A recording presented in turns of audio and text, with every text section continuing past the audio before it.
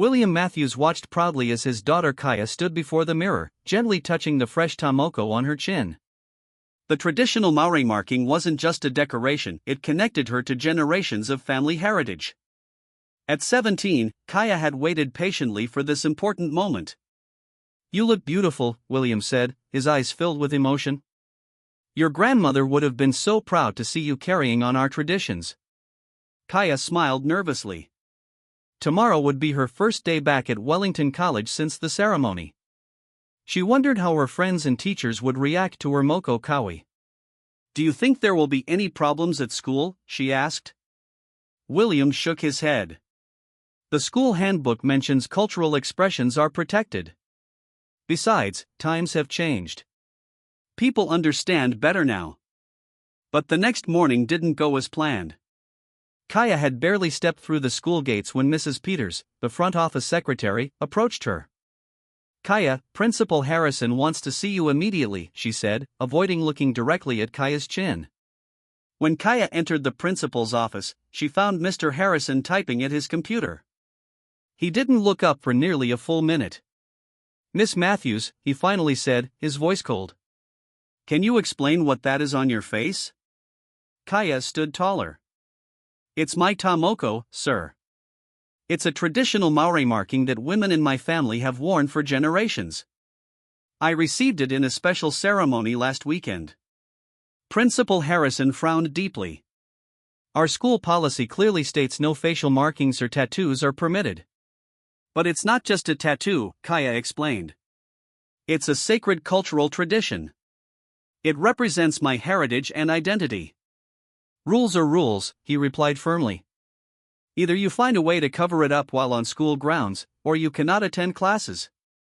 Kaya felt like the floor was dropping beneath her. "I can't cover it up. That would be disrespectful to my culture and ancestors. Then I have no choice but to suspend you until this matter is resolved. Please gather your things and wait in the front office while we call your father." 30 minutes later, William arrived at the school, concern written across his face. Kaya sat in the waiting area, trying not to cry as other students walked past, staring and whispering. "What's happening?" William asked, kneeling beside his daughter. "They won't let me stay because of my Moko," Kaya whispered. "Principal Harrison says it breaks the dress code." William's expression hardened. He marched into Harrison's office without waiting for permission. "Mr. Matthews," Principal Harrison said, barely looking up from his papers. "I understand this is upsetting, but our policies—" "Your policies don't override New Zealand law," William interrupted. "The Moko is protected as a cultural treasure. My daughter has every right to wear her Moko kawi." Principal Harrison sighed. "Mr. Matthews, we have students from many backgrounds. If we made exceptions for everyone's cultural expressions, we'd have chaos. Rules must apply equally to all students." "This isn't about making exceptions," William replied, struggling to keep his voice calm. "This is about recognizing indigenous rights that are already established in law." "Perhaps your daughter would be better suited to a school that places less emphasis on uniform appearance," Harrison suggested with a dismissive wave of his hand. William felt his anger rising at the principal's tone, the way he dismissed generations of tradition as if they were meaningless. "My daughter will remain at this school. She has done nothing wrong.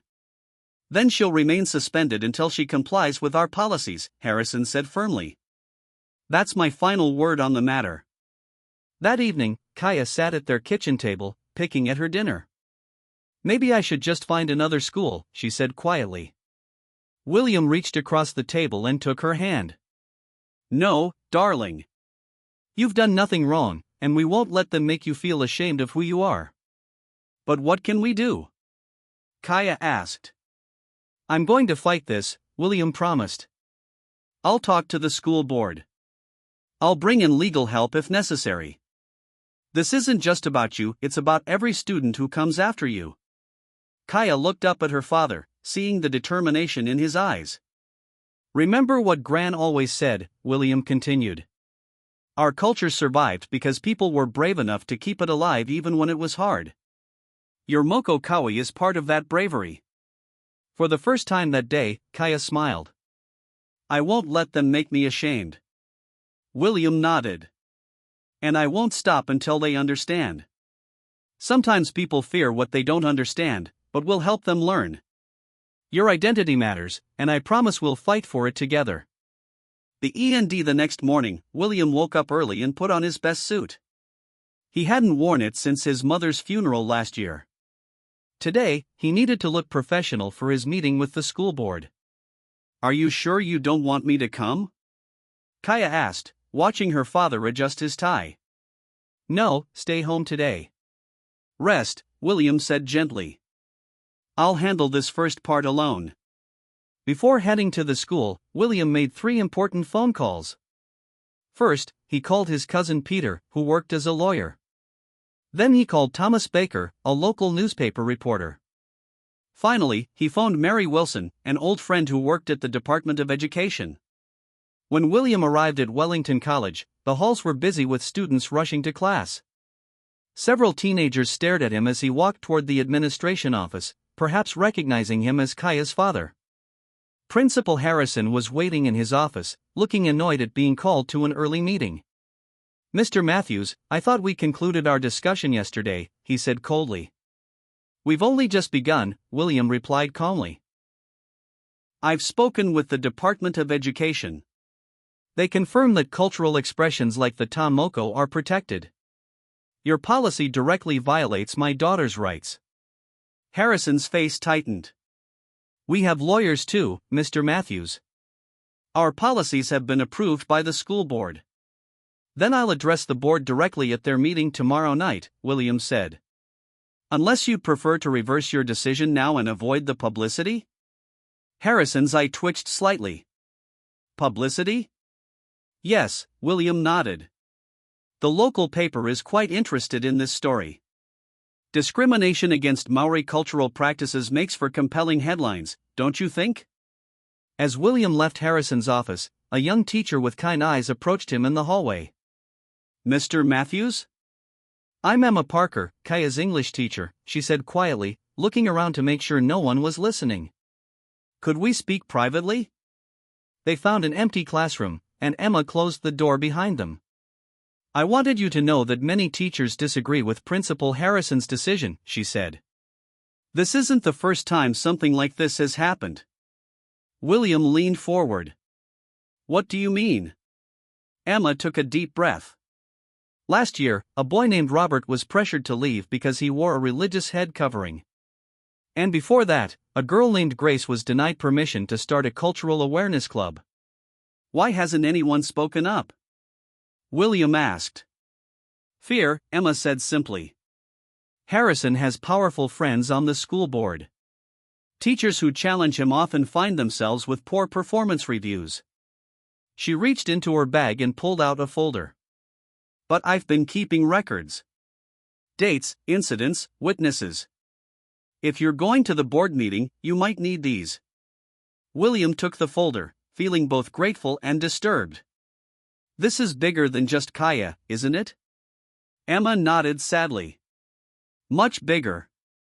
Harrison has been quietly pushing out students who don't fit his narrow view of what the school should look like. You should talk to Thomas Fletcher, she added. He was on the board last year but resigned after raising concerns about Harrison's leadership. I think he'd be willing to help you. That afternoon, William found Thomas Fletcher working in his garden in a quiet neighborhood across town. I've been expecting someone to come asking questions eventually, Thomas said after hearing William's story. He invited William inside for tea. In his living room, Thomas opened a large box filled with documents. I collected evidence for months before I resigned. Harrison has been directing school resources to programs that benefit only certain students while cutting support for cultural initiatives. Why didn't you take this public? William asked. Thomas sighed. The board chairman, George Wilson, is Harrison's brother-in-law. They buried my concerns and suggested I resign if I wasn't aligned with the school's vision. By evening, William's kitchen had become a meeting place. Emma had brought 2 other concerned teachers. Thomas had arrived with his documents. Peter, William's lawyer cousin, was reviewing everything. and Mary from the education department was on speakerphone offering advice. Kaya watched from the doorway as the adults spread papers across the table and made plans. "Dad," she said when there was a pause in the conversation, "I want to be at the board meeting tomorrow."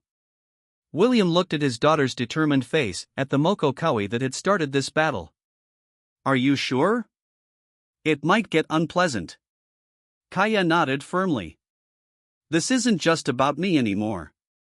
If what they're saying is true, then someone needs to stand up. I want to be there, with my Moko visible for everyone to see."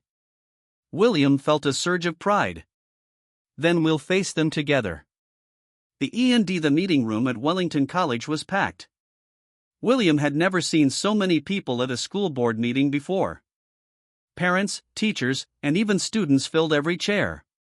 Some people had to stand along the walls. William and Kaya arrived early, taking seats in the front row. Kaya sat tall, her Moko clearly visible. She felt nervous but proud. 3 of her classmates had come to support her, sitting nearby with encouraging smiles. Principal Harrison entered with the 5 board members. He looked surprised by the large crowd. His eyes narrowed when he spotted Kaya and William. Board Chairman George Wilson called the meeting to order. "I see we have many visitors tonight. Please remember that public comments are limited to 3 minutes per person." When it was time for public comments, William was the first to stand. He walked to the small podium at the front of the room. "My name is William Matthews. My daughter Kaya was suspended last week for wearing her traditional Maori Moko," he began.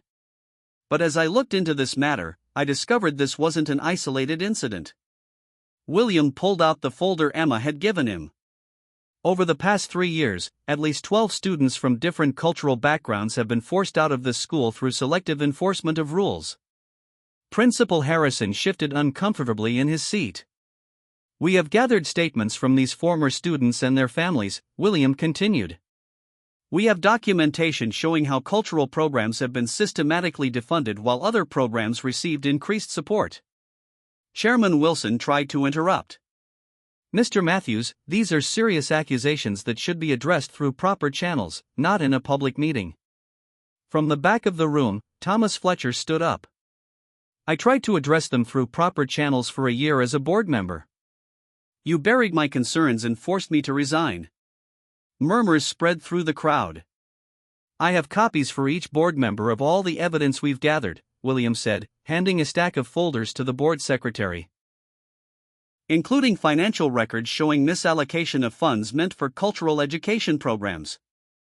Principal Harrison's face had turned red. "This is slander. These allegations are completely unfounded." Emma Parker rose from her seat. Her hands were shaking, but her voice was steady. "They are not unfounded. I've watched it happen for years." She walked to the front of the room. Last year, Robert Phillips was told his religious head covering violated dress code, despite religious exemptions being clearly stated in school policy. Grace Taylor was denied permission to start a cultural awareness club because it was divisive. And now Kaya's Moko. 2 more teachers stood up, then another. They each shared stories of students who had been pushed out or rules that had been applied unfairly. The room grew louder as more people began speaking out. Parents shared experiences of their children feeling unwelcome or being disciplined for cultural expressions. Chairman Wilson banged his gavel. "Order, please. This meeting will come to order." When the room finally quieted, Kaya raised her hand. Chairman Wilson hesitated, then nodded. Kaya walked to the podium. Some people whispered as they noticed her Moko. "My name is Kaya Matthews," she said, her voice soft but clear. "This marking on my chin connects me to my ancestors and my culture. It's not just decoration. It's who I am." She looked around the room. "I love this school. I've been here for 4 years. My friends are here. My favorite teachers are here. I don't want to leave because someone decides my culture doesn't belong." Kaya turned to face Principal Harrison directly. "You told my father that if you made exceptions for cultural expressions, there would be chaos. But respecting people's identities isn't making exceptions. It's being human. The room was completely silent when she finished. Even Chairman Wilson seemed moved.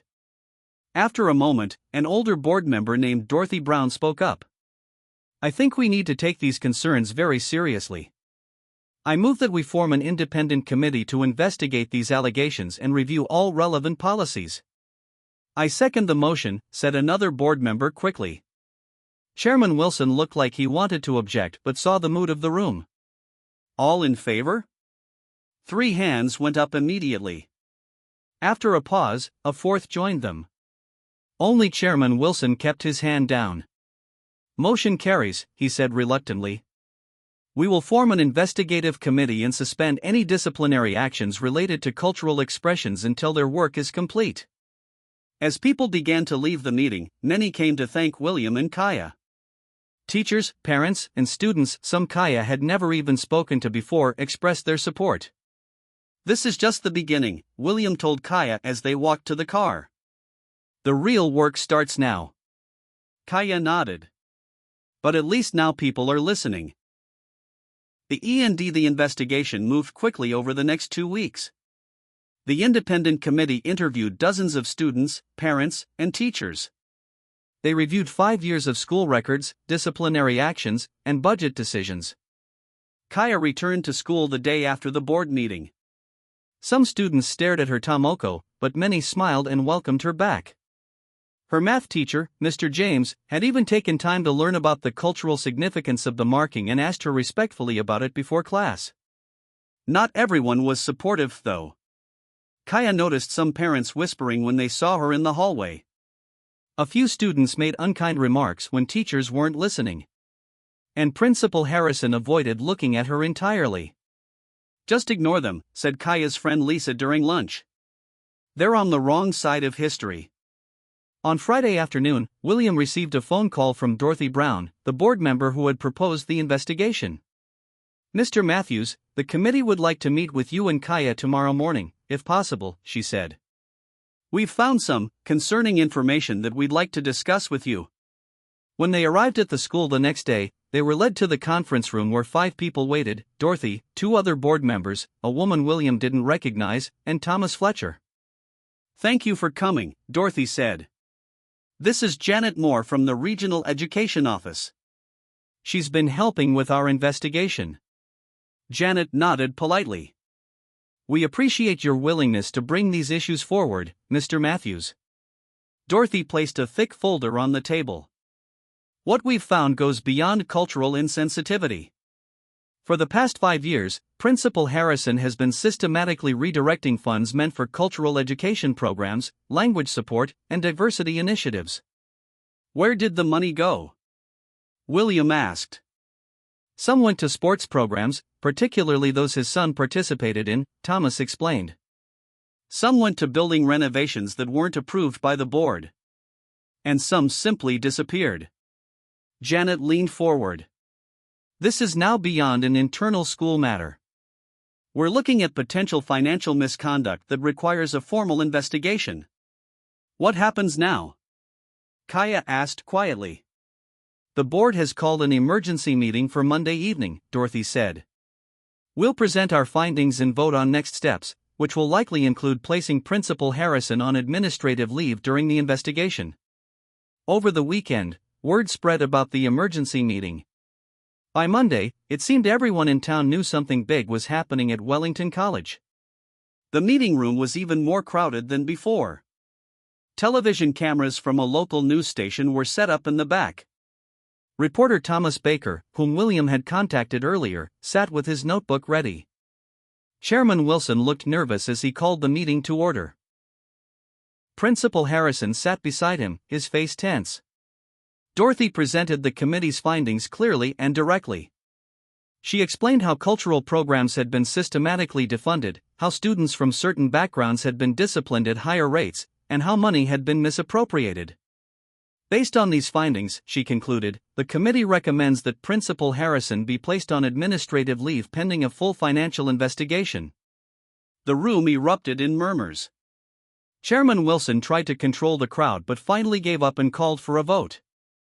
All in favor of placing Principal Harrison on administrative leave? For hands went up immediately. Only Chairman Wilson hesitated. Principal Harrison stood up, his face red with anger. This is a witch hunt. You're letting one troublemaker and his marked-up daughter destroy everything we've built here. The room fell silent at his outburst. Even Chairman Wilson looked shocked. After a moment, Wilson slowly raised his hand. Motion carries unanimously, he said quietly. As security escorted Principal Harrison from the room, he pointed at William and Kaya. This isn't over. Later that evening, as William and Kaya walked to their car, they were approached by Janet Moore. I wanted you to know, she said, the regional office is recommending that Dr. Patricia Brown serve as interim principal. She's been a champion for cultural inclusion at her current school. What about the students who were pushed out? William asked. Kids like Robert and Grace? Janet smiled. That's actually why I wanted to talk to you. We're planning to contact all the families affected by these policies. We want to invite the students to return if they wish. Will they come back? Kaya wondered. Some will, some won't, Janet admitted. But the important thing is they'll have the choice now. As they drove home, Kaya touched her Moko gently. I never thought standing up for this would change so much. William glanced at his daughter with pride. Sometimes it just takes one person to be brave. You were that person, Kaya. No, she said, smiling at her father. We were. The 3 months passed quickly. Wellington College had changed in ways both small and large. Dr. Patricia Brown, the interim principal, had brought a fresh energy to the school. Her first official act had been to update the school policy handbook, explicitly protecting cultural expressions and religious practices. The morning sun filtered through classroom windows as Kaya worked on a group project in English class. Her Moko was no longer the subject of stares or whispers. It had simply become part of who she was, accepted by the school community. Kaya, can you help us with this part? Asked Robert Phillips. He had returned to Wellington College last month, wearing his religious head covering proudly. At first, he had been nervous about coming back, but Dr. Brown had personally welcomed him, making it clear that the school was committed to change. The classroom door opened, and Dr. Brown appeared. Excuse me, Miss Parker. Could I borrow Kaya for a moment? In the hallway, Dr. Brown smiled warmly. Kaya, I wanted to let you know that the board has approved our proposal for the new Cultural Affairs Office. We're looking for students to serve on the advisory committee, and I hoped you might be interested. Kaya's eyes widened. Really? You want me on the committee? Your perspective would be invaluable, Dr. Brown said. The committee will help shape policy and create programs that celebrate the diverse backgrounds of our students. Your father mentioned you might be interested. Yes, absolutely, Kaya replied, trying to contain her excitement. Wonderful. Our first meeting is next Tuesday after school. Dr. Brown handed her a folder. Here's some information about the position. I've also invited Robert Phillips and several other students. Later that day, as Kaya walked home, she noticed a newspaper box with the local paper displayed. The headline read, Former Principal Harrison charged with financial misconduct. Below was a smaller headline, Wellington College creates new Cultural Affairs Office following discrimination investigation. When Kaya arrived home, she found her father in the garden, planting new flowers along the path. Dad, guess what? She called out excitedly, waving the folder Dr. Brown had given her. I've been asked to join the Cultural Affairs Committee. William stood up, brushing dirt from his hands. His face broke into a proud smile. That's wonderful news. I knew they would see what I see in you. Did you know about this already? Kaya asked suspiciously. William laughed. Dr. Brown mentioned she was considering asking you. I told her you would be perfect for it, but the decision was hers. That evening, their house filled with visitors celebrating the good news. Emma Parker came by with freshly baked cookies. Thomas Fletcher brought his wife and daughter. Several of Kaya's classmates stopped in, including Grace Taylor, who had finally received approval to start her cultural awareness club. As William looked around his living room filled with people who had stood together against injustice, he felt a deep sense of satisfaction. What had begun as a fight for his daughter's right to wear her Moko had grown into something much larger, a community finding its voice and demanding better.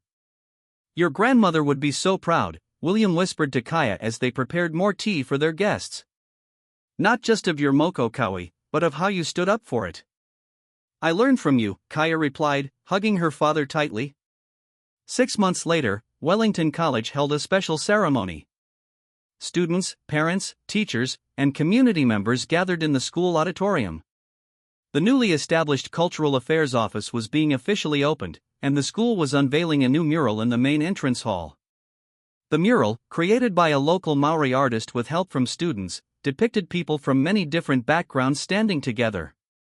In the center was a subtle image of a young woman with a Moko, representing the spark that had ignited change. Dr. Brown invited Kaya to help cut the ribbon for the new office.